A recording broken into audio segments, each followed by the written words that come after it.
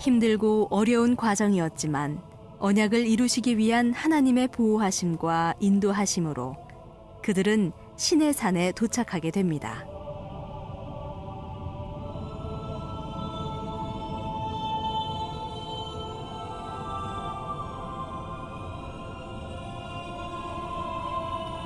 그들은 이곳에서 1년 동안 언약의 백성으로 훈련을 받고 하나님과 만나게 될 성막을 건축하게 됩니다.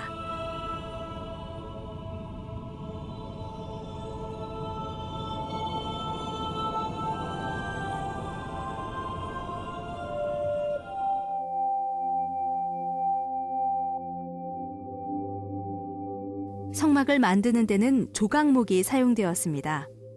조각목은 광야에서 자라는 대단히 생명력이 강한 아카시아 나무인데 성막의 목조부에 쓰인 나무로서 애굽에서는 배를 만드는 데 사용되었다고 합니다.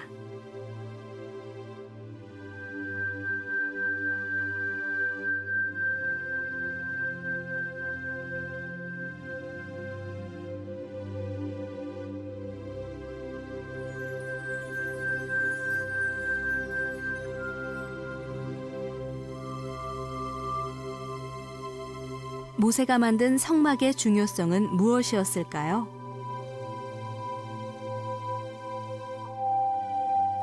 그것은 성막이 하늘에 있는 하나님의 도성인 하늘의 예루살렘의 모형이라는 데 있습니다. 하늘에는 하나님의 도성인 새 예루살렘 성이 있습니다. 모세는 새 예루살렘 성의 모형을 이 땅에 만든 것입니다.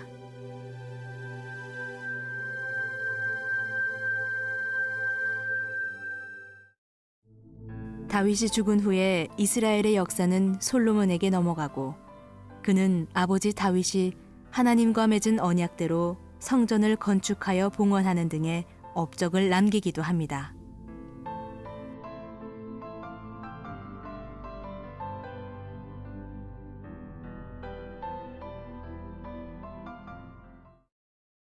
예루살렘. 이곳은 평화의 기초라는 뜻을 가진 장소이면서도 세계에서 가장 분쟁이 많은 곳이기도 합니다. 위에는 이슬람 사원이 건축되어 있고 지하에는 지난날의 성전터가 그대로 남아 있습니다. 이곳에는 통곡의 벽이 있습니다. 유대인들은 이 앞에서 언약의 표시를 이마에 두른 채 기도하고 있습니다. 그들은 무엇을 위해 기도하고 있을까? To bring Messiah and we want the temple built and we want everyone to have goodness, you know. For Messiah coming. Yeah, we pray for Messiah coming. You believe Messiah will come. Yeah, we believe. 그렇습니다. 그들은 메시아가 오실 것을 위해서 예루살렘의 건축과 평화를 위해서 하나님의 강복을 위해서 지금도 기도하고 있습니다.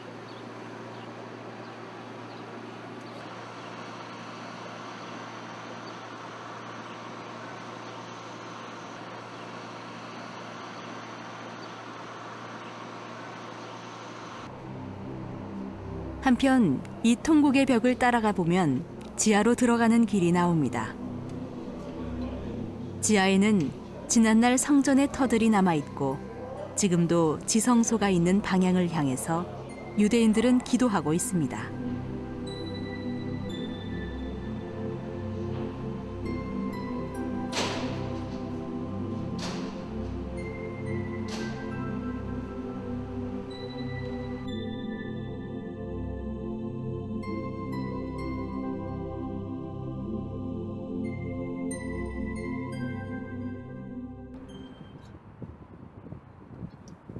그런데 예루살렘의 중요성은 무엇일까? 그것은 이곳이 하늘의 예루살렘의 모형이라는 데 있습니다.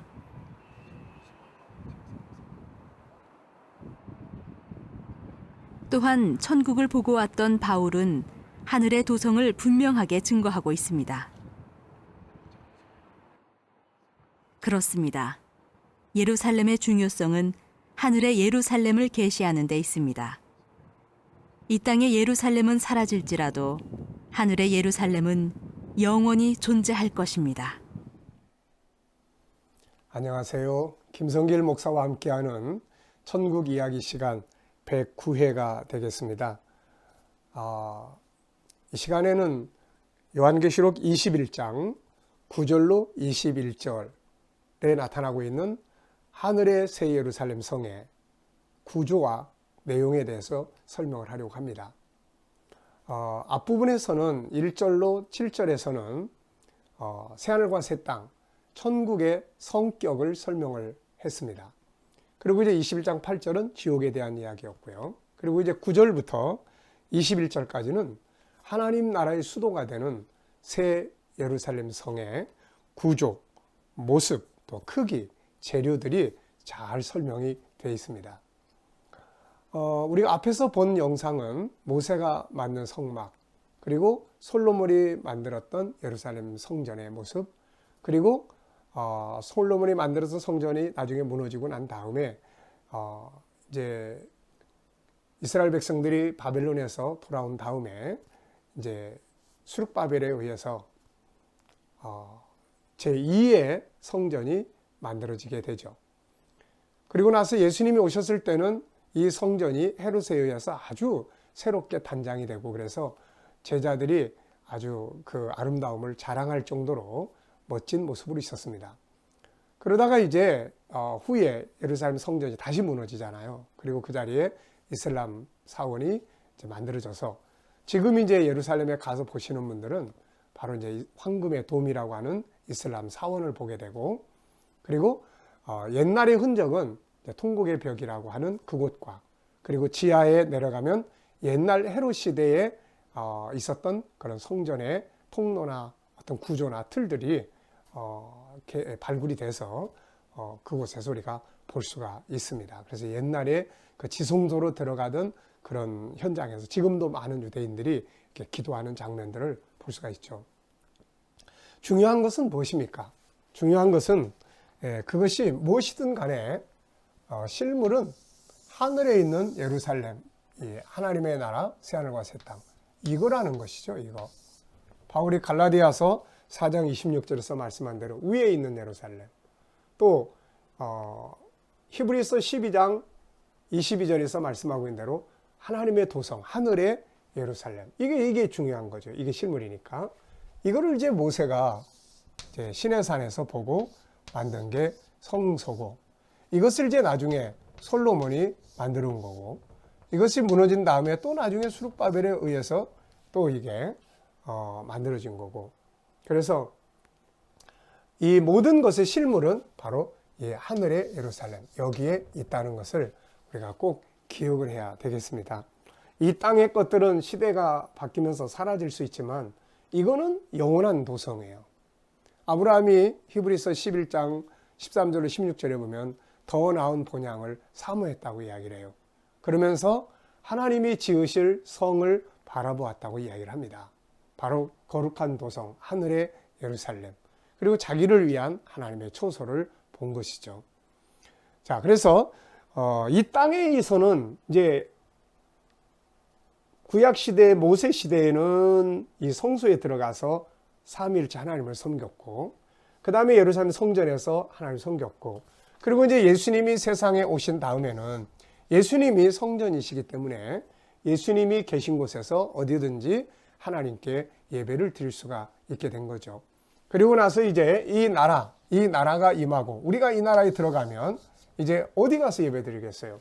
바로 이 거룩한 성, 새 예루살렘 성에 들어가서 실물이 되시는 살아계신 하나님을 뵙고 우리가 예배를 드리게 되는 것이죠. 지금은 이 땅에서 우리가 예수님을 모신 곳에서, 그것이 그야말로 천막이 됐던 건물이 됐던 어디가 됐든 간에 주님을 모신 곳에서, 그분이 성전이시니까요. 그래서 우리가 하나님께 예배를 드립니다. 그런데 이 날이 오면 여기서 이제 예배를 드리는 거죠. 여기서. 자, 그래서 이제 21장 9절로 21절은 바로 이 하늘의 예루살렘의 구조와 또 어떤 모습들을 다루고 있어요. 한번 쭉 읽어보면서 설명을 드리도록 하겠습니다. 일곱 대접을 가지고 마지막 일곱 지향을 담은 일곱 천사 중 하나가 나와서 내게 말하이르되 이리 오라. 내가 신부 곧 어린 양의 아내를 내게 보이리라 하고 성령으로 나를 데리고 크고 높은 산으로 올라가서 하나님께로부터 하늘에서 내려오는 거룩한 성을 보여줍니다. 이거 하나님 나라가 이제 임하는 장면이에요. 자, 이 성이 하나님의 영광이 비치는 거죠. 하나님의 영광, 태양빛이 비치는 게 아니고, 그래서 그 성의 빛이 지극히 귀한 보석 같고 벽옥과 수정같이 맑더라 그랬습니다.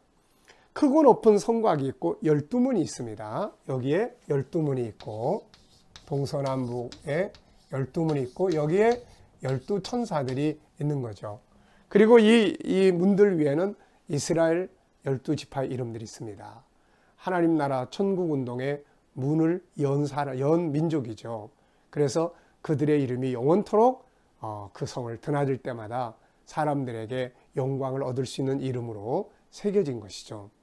저와 여러분들의 이름은 어디에 새겨져 있을까요? 물론 생명책에 있지만 우리를 위해서 예비하신 각자의 처소에 기록이 되어 있는 것입니다. 예수님은 분명히 가실 때 내가 너희를 위하여 처소를 예비하겠다고 하셨습니다. 우리를 위한 처소들이 준비되어 있는 거죠. 이 세상에서 아무리 좋은 재료로 집을 짓는다 한들 하나님의 나라에 있는 저와 여러분을 위해서 예비하신 집과는 비교할 수가 없을 것입니다. 뒤에서 저와 여러분들이 살게 될 집들에 대해서도 소개를 좀 하도록 하겠습니다. 자, 그리고 이제 14절에 보면은 그 성곽에는 12기초석이 또 있습니다. 이 성의 성곽에는 12기초석들이 쭉 있는데, 네, 여기에는 또 12사도의 이름들이 기록이 되어 있어요. 신약 시대를 연 사람들이잖아요. 하나님 나라 복음을 해서 순교하고 했던 이 사람들의 이름이 거기에 기록이 돼서 성에 드나들 때마다 이 사람들이 정말 칭찬을 받는 그런 영광스러운 모습이 되는 것이죠. 그리고 이제 15절에는 그 성을 측량을 합니다. 이 크기가 얼마나 큰지. 그 성은 네모가 반듯하여 길이와 너비가 같다. 그리고 1만 2천 스타디온이고, 또 17절에 보면은 성곽은 144 규빗이다. 사실 이것을 우리가 마일이나 키로수로 환산해 보면 굉장히 넓습니다. 굉장히 크고, 그래서 수많은 하나님의 성도들이 들어가서 하나님을 찬양하고 영광을 돌릴 수 있는 그런 거대한 하나님의 도성이 되는 것이죠. 자, 재료입니다. 재료. 18절에 보면 그 성곽은 벽옥으로 쌓였습니다. 이 성곽이 벽옥으로 쌓였어요, 다. 그리고 성은 정금입니다. 성은 정금이에요. 이런 것들을 상징적으로 풀어버리면 절대로 안 됩니다. 사도 요한이 상징을 갖다가 이렇게 설명했겠습니까? 아니에요. 그래서 이 땅에 있는 예루살렘, 모세가 만든 성소를 보면은 성소 안에, 겉에는 초라한 천막이에요. 그런데 안에 들어가면은 조각목으로 모든 걸 만들어 놓고 그 외에는 전부 정금으로 다 입혀요. 왜? 실물이 정금이기 때문에 그런 것입니다. 이 세상에서 임금들이나 이런 사람들은 황금을 참 좋아해요. 보석들을 참 좋아합니다. 그런데 제가 이 러시아에 갔을 때 그 모스크바에 있는 그 옛날 오래된 몇백 년씩 된 그 그리스 정교의 성전들이 있습니다. 그런데 그 성전의 꼭대기 지붕들이 다 정금이에요. 제가 그 장면들을 보면서 야, 사람도 이렇게 아름답게 만들 수 있는데 하나님이 만드신 도성은 얼마나 아름다울 것인가, 그런 생각을 해본 일이 있습니다. 자, 여러분, 이 세상에도 왕들이 되고 자기 재산이 많고 하는 사람들은 다 이렇게 금으로 만들려고 하잖아요. 자, 그리고 19절, 20절은 바로 이제 성의 기초석들 12가지의 각색 보석으로 만들어졌습니다. 황금 보석으로 만들어진 거룩한 하늘의 도성, 상상을 해보셨나요? 자, 그리고 이제 21절에 보면은 12문은 12진주니 각 문마다 한 개의 진주로 되어 있고 성의 길은 맑은 유리 같은 정금이라고 말씀하고 있습니다. 우리가 세상에 어디 여행 갔다 오면은 요만한 진주를 가지고 와서 이거 진짜야, 이 흑진주야 그러죠. 그런 사람을 볼 때마다 저는 속으로 그런 생각을 해요. 아이고, 우리 아버지 집은 대문이 진주인데. 여러분, 사도 바울이 하늘의 나라를 보고 와서 세상 것들이 다 배설물과 같다고 이야기했잖아요. 하나님이 우리에게 하늘의 나라를 안 보여주시는 이유가 있어요. 그거 보면 이 세상에 머무를 사람 한 사람도 없어요. 다 가버리려고 할 겁니다. 자, 여러분, 이렇게 소중하고 아름답고 멋진 나라가 준비되어 있는 것입니다. 하나님이 머무시는 도성만이 아니라 우리를 위한 처소도 그렇게 아름다운 보석들로 만들어져서 저와 여러분들을 위해서 기다리고 있는 것입니다. 자, 오늘은 하늘의 도성인 이 실물, 예루살렘 성의 구조, 또 재료, 이런 것들을 우리가 간단하게 살펴봤습니다. 이 거룩한 도성이 저희들의 여러분들과 저의 마음속에서 항상 빛나서 내가 하나님을 섬길 때 그 성에 계신 우리 삼위일체 하나님을 기억할 수 있는 은혜가 있기를 바랍니다. 오늘의 말씀 여기서 마치겠습니다. 감사합니다.